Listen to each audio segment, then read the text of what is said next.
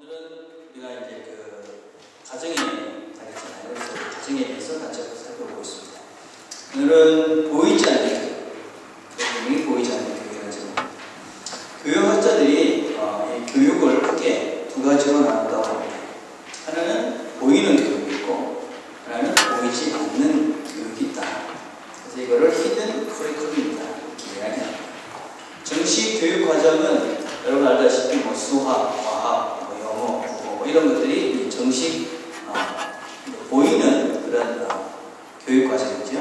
근데 보이지 않는 교육 과정, 그거는 학생들이 누구를 더 좋아하고 또 왕따를 당하는 아이는 누구이고 어떤 사람들이 어떤 사람들과 잘 어울리고 또 선생님은 어떤 아이를 좋아하고 그래서 잘 보이지 않는 것이죠. 그래서 정식 교육 과정은 의도를 가지고 우리가 만들어갑니다.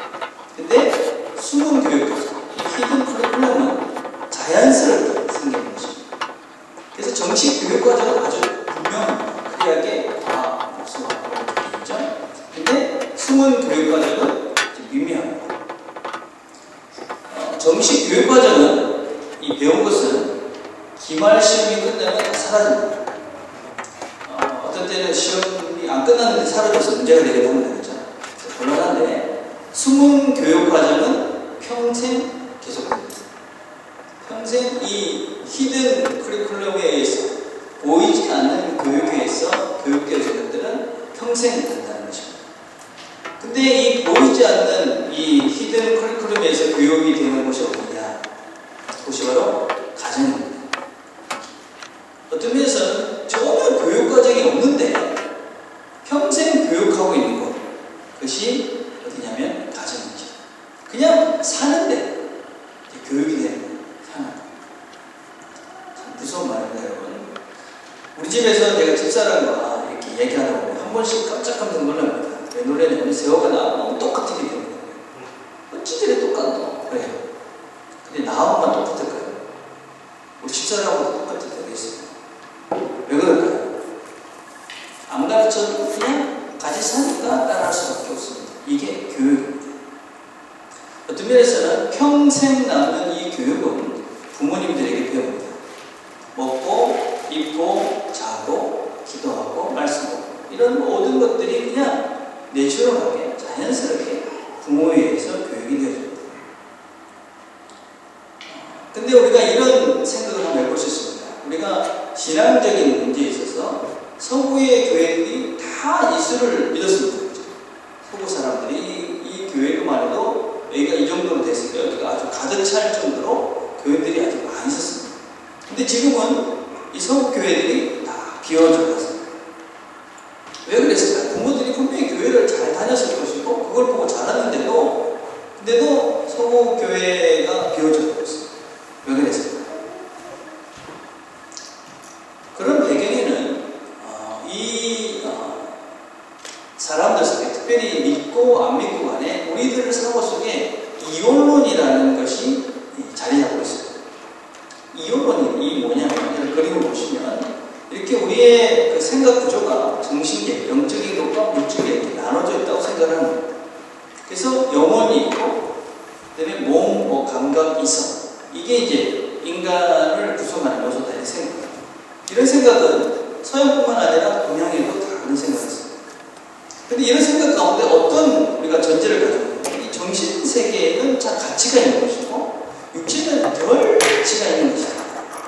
그런 생각을 우리가 자연스럽게 하면서 자랐고 많은 사람이 그렇게 생각을 했습니다. 그래서 학문의 꽃이 무엇이냐? 학문의 꽃은 철학입니다. 그래가지고 박사들의 타이틀이 뭐냐면 PhD입니다. 그렇죠? 필로소피 오브 닥터. 여러분 체육이라는 단어는 영어로 없습니다. 학문적 용어가 없습니다. 체육을 영어로 뭐라고 그러냐면 피지컬 에듀케이션 이렇게. 그거는 은연중에 우리가 어떤 이 몸으로 하는 이런 것들은 별로 가치가 없는 것이다라는 생각을 우리 스스로 하고 있었다는 거예요.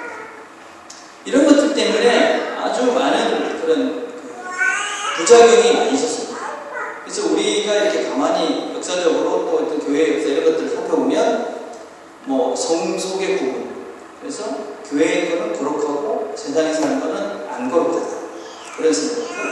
그 다음에 금욕을 그래서 육체도 더럽게 하는 것이 좋은 것이다. 이런 잘못된 생각도 있었고, 또 세상이 안 거룩한 거니까, 별로 안 좋은 거니까 이 세상은 그렇게 가치가 없는 거야. 그래서 염세적인 그런 생각도 있었어요.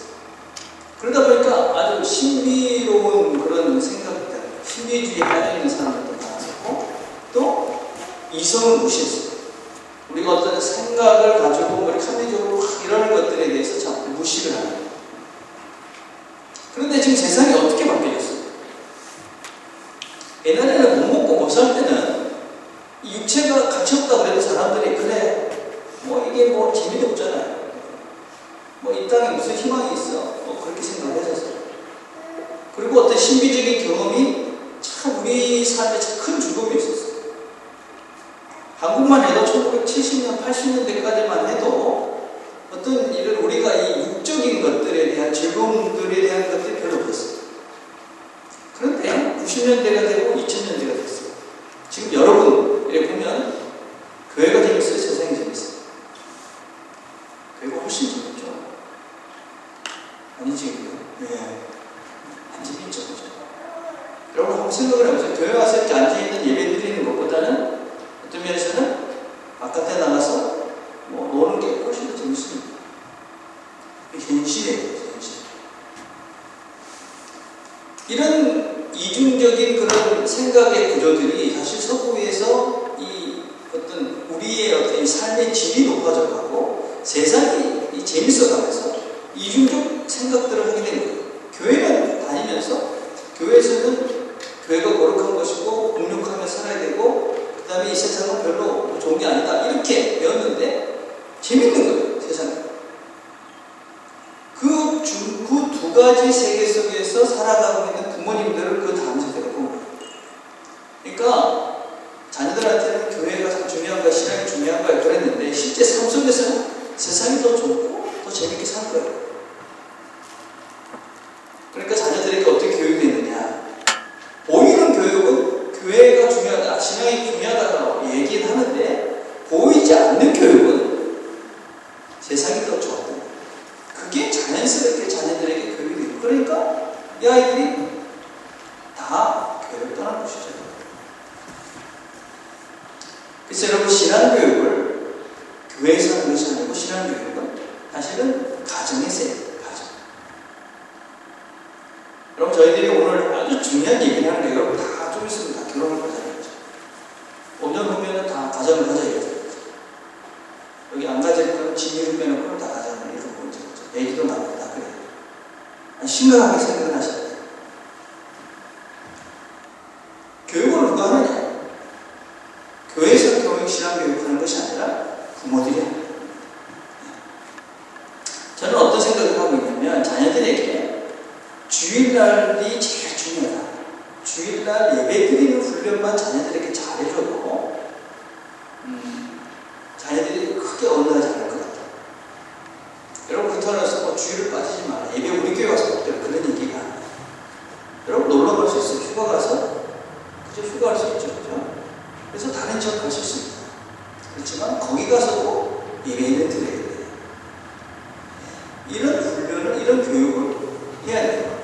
뭐 살면서 뭐 교회 가라 막 이렇게 얘기하다가 뭐 자기 바쁜 일 있으면 빠져먹고 놀러 갈 때 다 빠져먹고 그러다가 야 하나님 잘 믿어야 하나님 제일 중요해.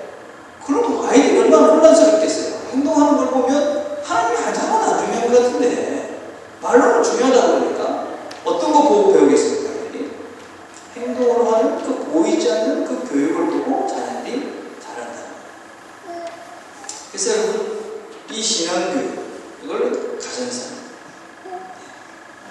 오늘은 그래서 이 두 가지 얘기를 하려고 해요. 오늘은 아주 이 가정에 있어서, 이 과정에 있어서 제일 중요한 두 가지. 부모님과의 이야기, 그 다음에 자녀들을 어떻게 교육해야 되는가, 이런 얘기들을 같이 하려고 해요.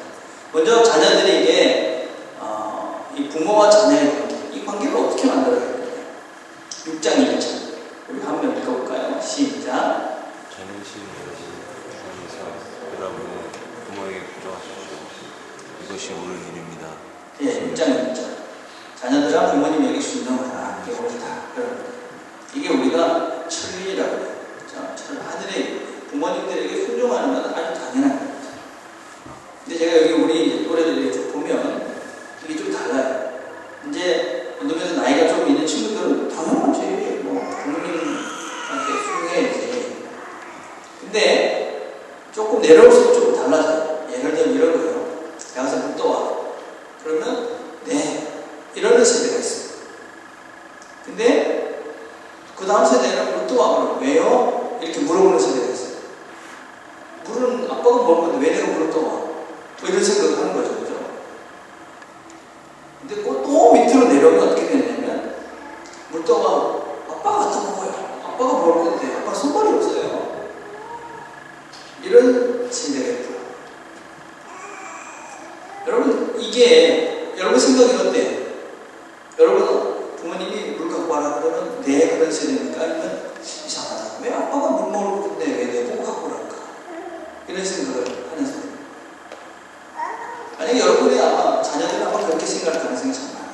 그러면서 심지어는 이런 얘기를 합니다. 내가 다 달라고 했어. 내가 엄마가 내가 태어나겠다고 그랬어요. 그런 얘기 하는 애들도 그러면서 되는 애들도 있어요. 왜 이 세상에 태어나게 해서 나를 힘들게 합니까? 그런 놈들도 있어요. 근데 제가 생각을 해봤어요. 정말 우리가 부모님들한테 태어나달라고 나를 태어나게 해주세요. 그렇게 안 했는가? 여러분 굉장히 생각하면 여러분들이 치열하게 부모님들한테 나 좀 태어나게 해주세요. 그렇게 애썼어요. 여러분은 최소한 태어났다. 그러면 몇 억대 일의 경쟁을 뚫고 태어난 거예요.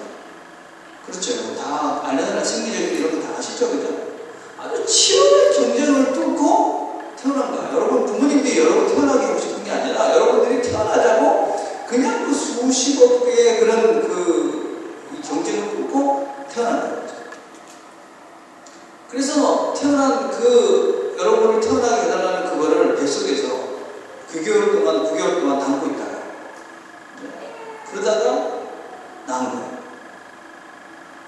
요새 우리 주변에 이 애기 낳고 힘든 사람들 보잖아요. 우리 날이 뭐 예배도 못 드렸는데 임신하고 얼굴이 반쪽이 됐어요. 그리고 좀 멀리 있는 규리는 잠도 못 자고 너무 스트레스 풀해가지고 어떻게 할 줄을 몰라요. 근데 밑에 리프를 쭉 달아는 거 보니까 다 말이 똑같아요. 다. 나도 죽겠어. 너도 죽겠어. 왜 얘가 태어났는지 모르겠어. 후회돼 다 애 낳고 난 다음에 후회하더라고요.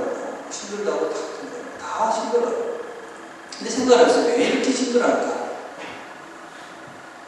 어떤 면에서는 엄마가 되는 순간이 인생에 있어서 제일 큰 희생을 치르는 시간. 아마 엄마들이 되기 전까지는 그런 희생을 한 적이 없었던 것 같아요. 그렇지 않냐고 생각을 해보세요. 그 전까지는 다 자기가 이렇게 필요한 것만 했지 내가 뭘 전적으로 희생해야 되는 그런 시기가 없었어요. 근데 아기를 딱 낳으면 엄청난 고통도 겪지요. 또 몸도 엉망이 되지요. 그러다가 걔한테 모든 것들을 쏟아야 돼요. 하루 이틀이 아니라 24시간 그냥 푹 이렇게 해야 되니까 얼마나 힘들어요. 그러니까 이게 힘든 거예요. 애 낳는 거 힘든 거예요. 아빠는 어때요? 근데? 아빠도 놀고 있으니까 아니에요. 아빠들도 그 시기가 어떤 면에서 제일 힘든 시기예요. 열심히 일해야 되고 또 사회적으로 막 비판을 받아요. 또 결혼하고 애까지 낳았으니까 얼마나 또 부담을 생겨요. 그래서 부부들이 이럴 때 많이 싸우고 이렇게 위기가 오는 부분들도 있어요. 그렇지만 또 아기가 주는 그런 위로가 있어서 이제 좀 잘 넘어가기도 하죠. 그렇죠? 근데 힘들어요. 정말 아기 낳고 키우는 건 만만한 것이 아니에요. 다 육체적으로 한계도 느끼고 이 힘없던 엄마들이 팔뚝이 아래 근육도 생기고 정말 잠도 못 자고 그렇습니다. 여러분 그래서 제가 생각하기에는 여러분 그 옆에 누가 있나 참 중요해요. 여러분 특히 우리 비슷한 여러분의 친구들 정말 아기를 맡기고 갈 수 있는 사람들이 옆에 있어요. 부모님들이 옆에 있으면 더 좋겠지만 그게 잘 안 되잖아요. 그렇죠? 여러분 잘 지내세요. 우리 아기를 안심하고 놀 수 있는 그런 사람들, 그런 공동체가 되어야 되죠. 자, 그런데 어른들이 뭐라고 얘기를 하시냐면 그래도 안고 있을 때가 낫다. 그래요. 받고 있을 때가 낫다는 거예요. 지금 저럴 때가 낫다는 거예요. 진율이 빽빽 오르고 뭐 몇 번씩 깨고 그러는데 그럴 때가 낫다는 거예요. 걷기 시작하면 더 그렇고 학교 가면 더 그렇고 사춘기 되면 더 괴롭고 그렇게 여러분을 다 키우는 거죠. 여러분들이 다 그런 과정을 겪어서 지금 그 진율이보다 더 어린 고 힘든 고 계속 잠 못 자고 그러면서 여러분을 전공하고 그래갖고 그 사춘기 반항 시절을 여러분 달래가면서 그러면서 여러분이 지금 여기까지 와요. 그러니 내 부모님들에게 순종하지 않는다. 이 시점인 거죠. 그래서 당연합니다. 부모님에게 순종하는 것이 옳다. 몇 년 전에 우리나라 보건복지부와 KT가 함께한 광고 문구가 있었어요. 어떤 것이냐면 내 부모님은 내 자식이 세상에서 제일 바쁜 줄 아십니다. 거기 이런 거예요. 대학 시절 친구들과 술을 마시며 어릴 때도 공부하느라 바쁘다며 집에 내려가지 않았습니다. 신입사원 시절 삼시세끼 꼬박 챙겨 먹으라는 어머니의 전화를 바쁘다며 정신없이 끊어버렸습니다. 첫 아이 돌 고속버스로 올라오신 어머니를 바쁜 회사일 마무리하자고 1시간 넘게 기다리게 만들었습니다. 내 자식이 세상에서 제일 바쁜 줄 아시고 이제는 알아서 미리 챙기시는 부모님. 시간이 부족했던 것이 아니라 마음이 부족했던 자식을 용서하십시오. 우리 가족들, 우리 젊은이들은 그렇게 하지 말길 바랍니다.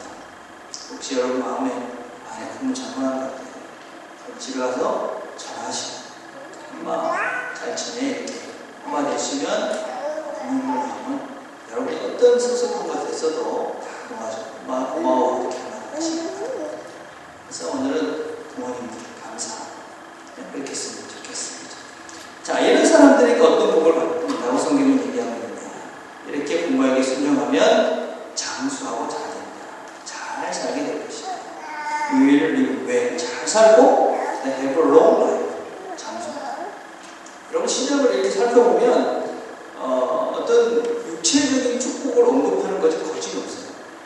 성경에 보면 여러분 성경을 좀 특별히 신약을 쭉 보면 네가 이렇게 하면 뭐 육체적으로 잘 될 거라 얘기 없어요. 그런데 이 부모에게 순종할 때 너희들이 잘 살게 될 것이고 오래 살 것이다. 그렇게 언급하고 있습니다. 여러분 왜 부모님에게 순종하면 이런 복을 받습니까? 여러분 부모님들은 하나님 다음으로 여러분들을 사랑하세요. 그래서 그분의 말을 잘 들으면 그러면 여러분들이 유익한 거예요. 물론 시대가 바뀌어가지고 서로가 커뮤니케이션이 안 될 때도 있어요. 여러분 그 마음을 잘 보고 그 마음을 잘 순종하면 그러면 여러분들이 삶이 건강하고 오래 사는 축복을 받을 거예요. 이게 성경이 우리에게 주신 하나님의 약속입니다. 자, 이제 두 번째는 부모님에게 하시는 하나님의 말씀입니다. 우리가 부모님에게 순종해야 되죠. 그런데 여러분들은 어떤 존재가 또 되겠느냐. 부모님에게 순종하고 또 여러분들 자신은 자녀들이 여러분들에게 순종할 수 있는 존재가 돼요. 아니 부모님에게 그냥 순종하라고 그래놓고 왜 우리는 순종할 만한 사람이 되어야 합니까? 우리 자녀도 그냥 순종하면 되지. 여러분 우리가 열심히 부모가 순종할 만한 그런 부모가 되려고 애써도 복이 부족한 것이 많습니다. 우리 부모님들도 여러분들에게 그런 좋은 부모님이 되려고 애쓰고 힘썼습니다. 근데도 부족한 것이 보이죠? 여러분들은 더 애쓰고 힘씁니다. 나는 자녀가 없으니까 멀었다. 그렇게 생각하지 말길 바랍니다. 금방 여러분 좋은 부모가 결코 하루아침에 되는 것이 아닙니다. 우리 얘기를 좀 하면 우리 집사람은 우리가 애기를 좀 낳고 우리가 신혼 베이비, 가정 베이비 준비가 좀 잘 안 됐었어요. 애를 키우다가 우리 집사람이 관계를 껴가지고 학교 갔죠. 유아교육 생각하고 했어요. 그 후회되는 게 많아요. 조금 더 일찍 준비했습니다. 그래서 제가 우리 이 멤버들에게 참 일찍 부모 준비를 해라. 부모가 될 준비를 해라. 하는 얘기를 참 많이 하고 싶어요. 우리가 자주 이런 얘기를 할 거예요. 그렇죠? 성경에 보니까 오늘 뭐라고 얘기하냐면 부모에게 하라는 거 꼭 하지 말라는 것이 있어요. 하지 마라. 이렇게 생각해 봅시다. 부모들과 자녀들을 어떻게 하지 말라 하냐면 노엽게 하지 말라. 화를 내게 하지 말라. 이렇게 얘기해요. 자녀들이 왜 화가 날까요?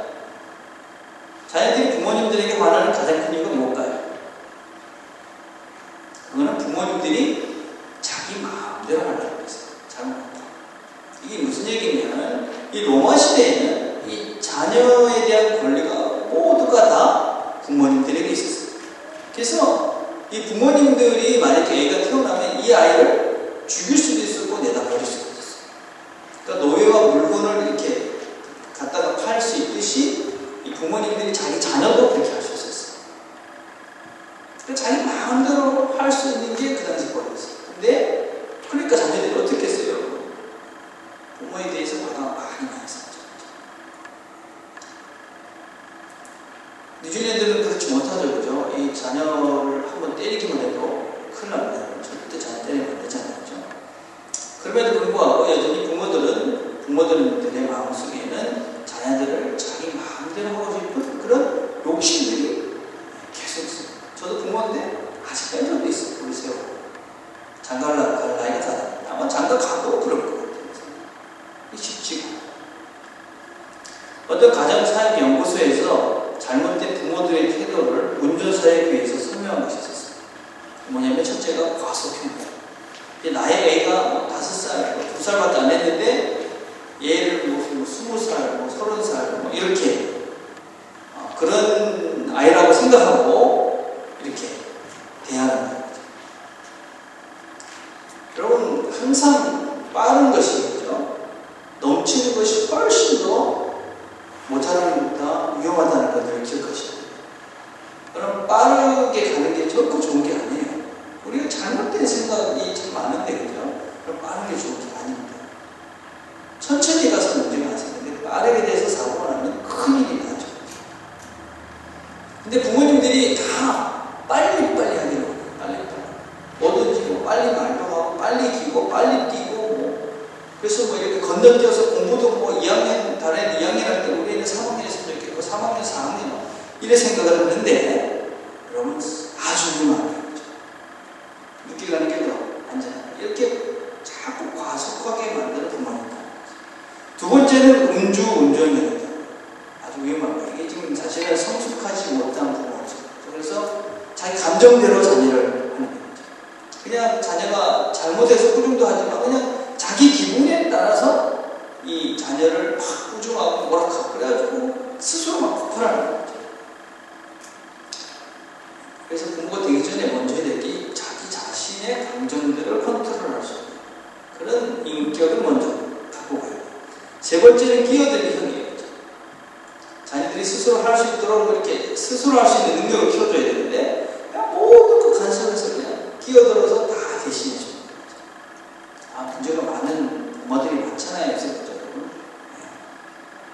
얼마 전에 오늘 여러분 5월 15일이 스승의 날이었어요. 스승의 날이었는데 그 조선일보에서 스승의 날 특집 기사가 나왔어요. 여기 보니까 한심한 부모들 많더라고요. 학교 와가지고 선생님 교무실 확 문 열고 들어와가지고 선생님 이런 부르면서 막 욕을 하는 거예요. 그래서 왜 우리 애한테 반성문을 그렇게 많이 쓰라고요? 우리 애가 팔이 아파가지고 스트레스가 되고 공부를 못하고 그리고 소리를 지르는 거예요. 근데 그 애는 어떤 애냐면 맨날 그 애들을 괴롭히고 뭐 그냥 돈 빼고 뭐 그런 애들. 반성문 쓰라고 해가지고 팔이 아파서 스트레스 된다고. 그걸 부모님이 학교에 컴플레인을 하는 거예요. 그럼 그런 부모 안 되는 노력을. 그 다음 뺑소니형이 있다고 그랬죠. 많이 그냥 아이를 막 풀어놓는 지맘대로 거죠. 사고를 치든지 그냥 뭐 이상한 사이트에 들어가서 놀든지. 여러분 그거는 또 다른 부모들이 자기 책임을 안 하는 것이죠.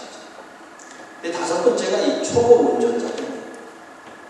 대부분이 우리가 이런 부모들까지 참 많은데, 그죠? 운전을 한다고 처음에 너무 실수를 하잖아요. 그죠? 여러분, 이렇게 운전을 하다 실수하면 차밖에 부서지잖아요. 근데 자녀는, 그죠? 이 사람은 한 번 실수를 하게 되면, 부모가 잘못 실수를 하면, 이 아이의 인생이 바뀌는 거예요. 무서운 거예요, 그죠? 여러분, 잘 생각해보세요. 여러분이 잘못해서, 이렇게 뭘 잘못 틀을 잡아놓으면, 이 아이의 인생이 바뀝니다. 그래서 여러분들이 충분히 준비하고 공부해야 되는 거죠. 여러분 아이가 그냥 잔잔할 거라고 착각하지 말길 바라요. 책도 보고 연구도 하고 특별히 좋은 정보, 바른 정보를 얻어야 되죠. 이렇게 얘기하다 보면 인터넷에서 봤어요. 듣는 걸 가만히 보면 이상한 인포메이션이 많아요. 잘못된 인포메이션. 그런데 그 인터넷에서 봤기 때문에 맞아요. 그럼 웃겨요. 참 답답해요. 그래서 여러분들이 좋은 사이트, 좋은 인포메이션, 좋은 책. 자, 여러분 이런 잘못된 부모가 되지 않기 위해서 준비해야 돼요. 그래서 여러분이 부모가 된다는 것이 이렇게 쉽게 되는 거예요. 노엽게 자녀를 화나지 않게 만드는 것이 가만히 되는 것이 아닙니다. 자, 그러기 위해서 또 노엽게 하지 말라 이런 말이 있고 또 주의 교양과 훈계로 양육해라 이렇게 말씀드렸어요. 예, 여러분 자녀들을 그냥 화만 나지 않게 그냥 이게 아니라 이 아이를 하나님의 말씀으로 잘 양육해야 됩니다. 여러분 근데 이 자녀들을 잘 양육하게 하기 위해서 먼저 해야 될 게 뭐냐면 우리 자신들을 제대로 갖고 가는 거예요. 자녀들은 본대로 하게 돼 있어요. 무엇을 보여줄까? 잘 생각해요. 여러분 이 성경적인 교육 방법은 무엇이냐면 예수님께서 우리를 어떻게 교육하셨어요? 너네들 이렇게 해라. 그렇게 하지 않으시고 본인이 먼저 가시면서 이끌어 가셨어요. 그래서 주의 교양과 훈계로 양육하라 이렇게 된 것이 영어 성경에는 아주 잘 되어 있어요. 손을 잡고 그들을 끌어라. 손을 잡고 같이 가라는 얘기예요. 같이 가. 그냥 자녀들 보고 너 가라 그게 아니라 손을 잡고 그들을 인도해서 같이 가라는 거죠. 그리고 누구의 방법으로 가르치라고 그러냐면 주님의 방법으로 해라. 주님의 내 방법이 아니라 주님의 방법. 자, 그러니까는 어떻게 해야 되냐면 주님의 방법이 뭔지를 알아야 돼요. 주님의 방법. 그러니까 주님의 방법이 뭘까요? 주님의 방법.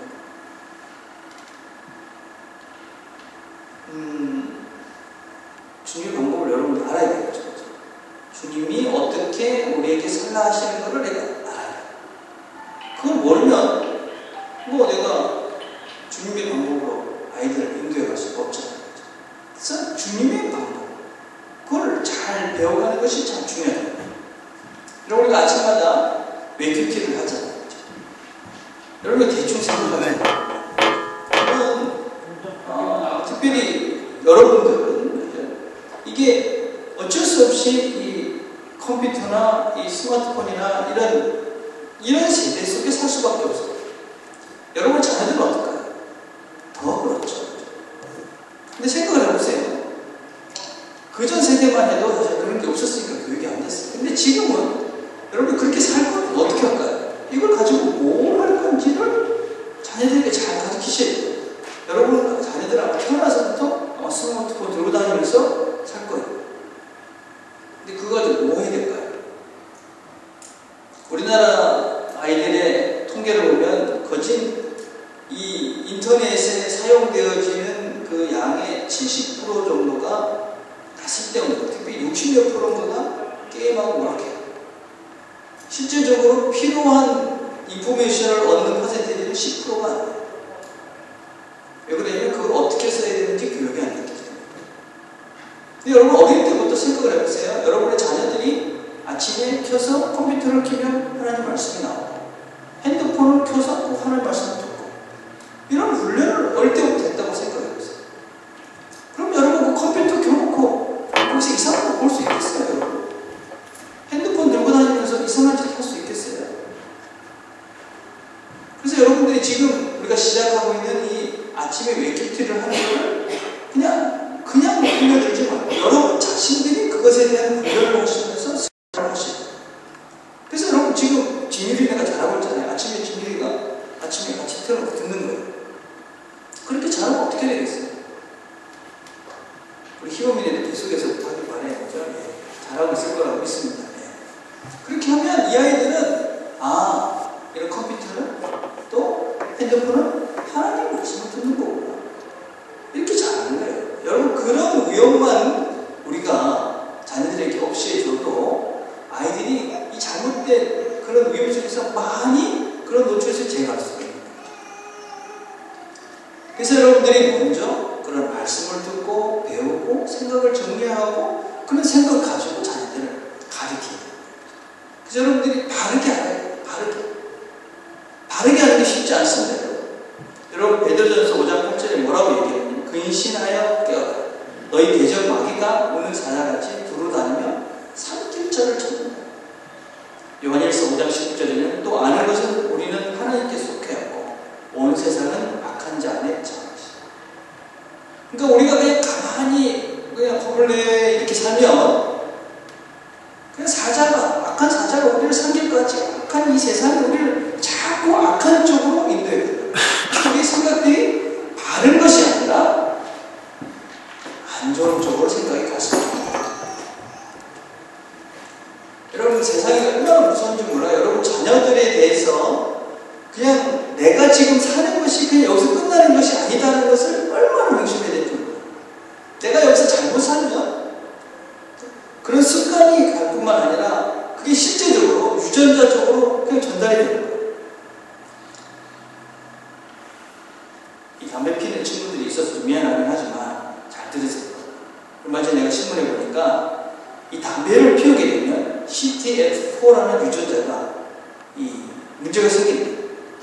근데 이 CTF4라는 유전자는 무엇이냐면은 이게 정신불면증을 일으키는 유전자예요.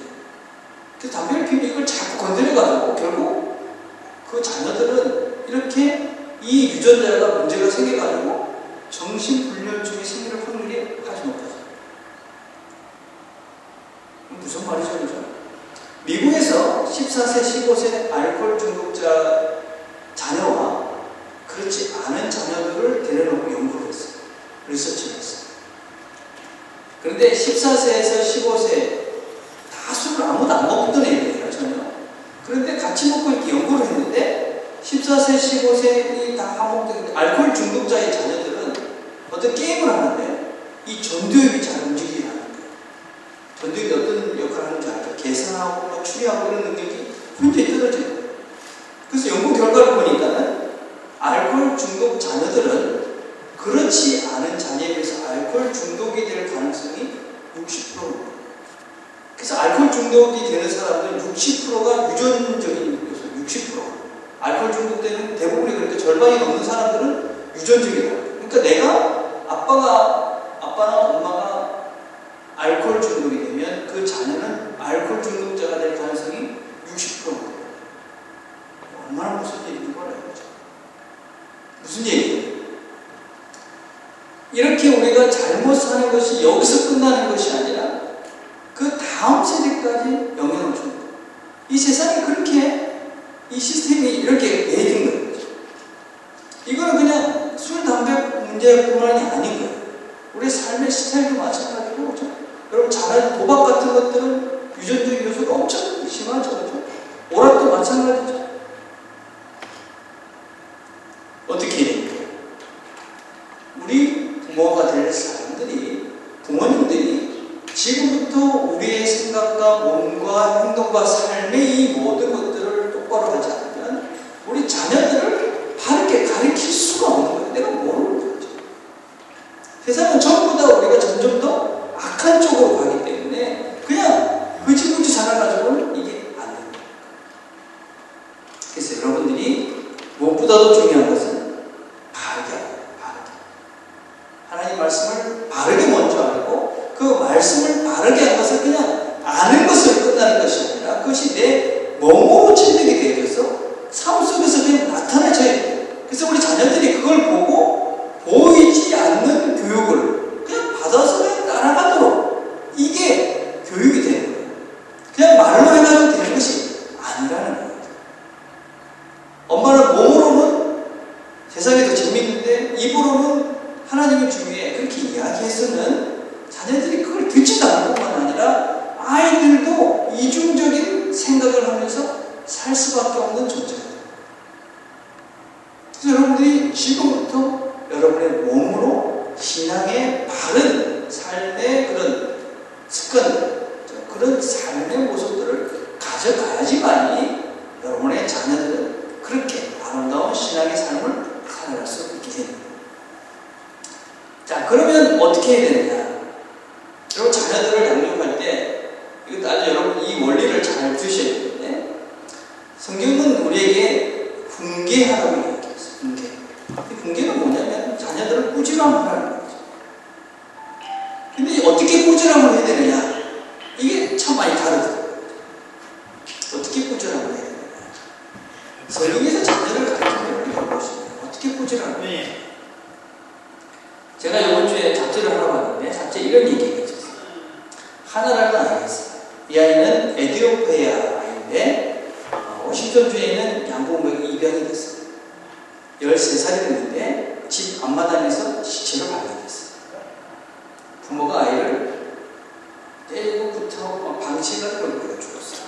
근데 이 아이 집에서는 뭐가 발견됐냐면 40cm 정도 되는 플라스틱 호스가 발견됐어요. 또 하나가 있는데 이곳에 소명 리디아 슈왈츠라는 아이가 있었어요. 이 아이도 역시 입양이 됐는데 발음이 좋지 않다라는 이야기 때문에 부모에게 학대를 받다가 결국 이 플라스틱 호스에 맞아서 사망했어요. 플라스틱 호스. 4살짜리 존 파독이라는 아이가 있어요. 이 아이도 벌을 준다고 이렇게 이불에다가 이렇게 싸가지고 이렇게 하다가 진실로 죽었어요. 근데 이 부모가 쓴 책을 애들을 때렸는데 뭘 때렸냐면 플라스틱 호스로 때렸어요. 재밌죠? 왜 다 플라스틱 호스로 애를 그렇게 때렸을까? 해보니까 이 사람들은 최고의 기쁨이라는 그런 NGO를 만들었던 사람이 있었는데 그 사람이 쓴 책이 뭐냐면은 기쁨으로 크는 자녀. 기쁨으로 크는 자녀의 그 저자가 마이클 폴과 데이비 폴이라는 분이 우리나라에도 번역이 됐어요. 그게 뭐라고 되어 있냐면 플라스틱 호스를 체벌 도구로 사용해도 된다. 그러니까 플라스틱 호스를 가지고 아이들을 때리는 건 성경적이다. 그런 주장을 한 거예요. 그래가지고 그 책을 읽은 사람들은 자녀들을 극악 다 때려요. 심하게. 여러분 잠언 23장 13절에 14절에 이런 말씀이 있어요. 아이를 훈계하지 아니지만 채찍으로 그를 때릴지라도 죽지 아니하리라. 그를 채찍으로 때리면 그 영혼을 음부에서 구원하리라. 이 말씀을 그냥 문자적으로 딱 믿고 아이들을 때려야 되는데 어떻게 때릴까? 그래가지고 그 펄 부부라는 사람이 누가 쓴 책을 보니까 플라스틱으로 그 호스로 때려라 그런 거예요. 그걸 보고 애들을 그거 때려가지고 막 결국 죽게 만들어요. 여러분 이게 얼마나 잘못된 인포메이션을 잘못된 배움을 가졌을 때가 얼마나 위험한지를 우리에게 절실히 보여주는 거죠. 여러분 성경을 절대로 문자적으로 이해하면 안 됩니다. 이런 잘못된 가르침에 빠지면 아이를 버리게 되는 위험한 거죠. 특별히 성경을 잘못 이해하게 되어지면 이걸 그렇게 애를 죽여놓고도 나 성경적 원리를 뺐다 이러는 거예요. 정말 위험한 것이죠. 그래서 바른 걸 배워야 됩니다. 성경은 이런 표현이 있지만 이걸 문자적으로 해석하면 안 돼요. 여기 잠언에 이런 말씀이 있어요. 잠언 31장 6절에 보면 독주는 죽게 된 자에게 포도주는 마음이 근심하는 자에게 줄지어다. 이걸 만약에 문자적으로 해석하면 죽게 된 사람한테 가가지고 꼬량주 같은 거 확 부으시면 어떻게 되겠어요? 술 먹고 한 40도 되는 거 그럼 그 사람 아마 살인죄로 그렇게 잡혀가지 않겠어요? 그죠? 마음이 근심하는 자에게 포도주를 줘요. 그래 안 하잖아요. 이게 무슨 뜻이에요? 죽게 된 사람 마음이 힘들 것 같으니까 벌써 막 많이 유래나고 그런 거잖아요. 그죠? 그런 걸 다 우리가 아는데 이걸 죽게 된 자 독주를 주라고 그렇게 해석 안 하잖아요. 그죠? 이런 똑같은 원리예요. 자녀를 키울 때 어떻게 키워야 되느냐. 자녀를 키울 때 훈계해야 됩니다. 그렇지만 성경이 때리라고 했다고 때리는 건 옳지 않아요. 혼내야 합니다. 그렇지만 이렇게 육체적으로 때리는 건 별로 좋은 건 아니라고 했습니다. 그럼 우리가 신앙인들이 늘 기억할 게 무엇이냐면 자녀를 내가 키우는 것이 아니다는 것을 기억해요. 여러분 오늘 주보의 시민들을 보세요. 주보 보면 히틀러가 시켰던 교육으로 인간이 변했더라면 일본 제국주의가 시킨 대로 인간이 변했더라면 군부 독재 시대의 교육대로 우리가 변했더라면 큰일 날 뻔했다. 인간이 인간을 바꾸지 못하는 것은 축복이다. 이게 고창고등학교 교장선생님이었던 전흥산 교장선생님이 하신 말씀. 인간이 인간을 바꾸지 못하는 것이 축복이다. 인간이 인간을 바꾸지 못하는 것이 축복이다. 부모님들이 자녀들을 내 마음대로 할 수 없다는 것이 축복이다.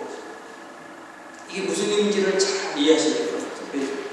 여러분 생각해 보세요. 잘못된 인간이 잘못된 생각을 가지고 사람을 막 바꾸려면 어떻게 되겠어요? 큰 문제지 않습니까? 그래서 어떻게 해야 됩니까? 부모된 여러분들이 자녀에 책임을 지는 거예요. 정말 어떤 면에서 아기는 아무것도 없는 백지 상태에서 태어난 거예요. 근데 그거를 여러분들이 디자인해 가야 돼요. 물론 그것이 내 마음대로 되지는 않지만 여러분들이 기본적인 책임을 가지고 그 아이를 키워가야 돼요. 근데 내가 그 아이에 대해서 한 인생을 살아갈 그 아이에 대해서 내가 준비되지 않은 상태에서 내가 어떤 면에서 왜곡되고 소외되고 그 다음에 이 문제가 많은 존재가 된 상태에서 그 자녀를 갖게 되면 어떻게 되겠어요?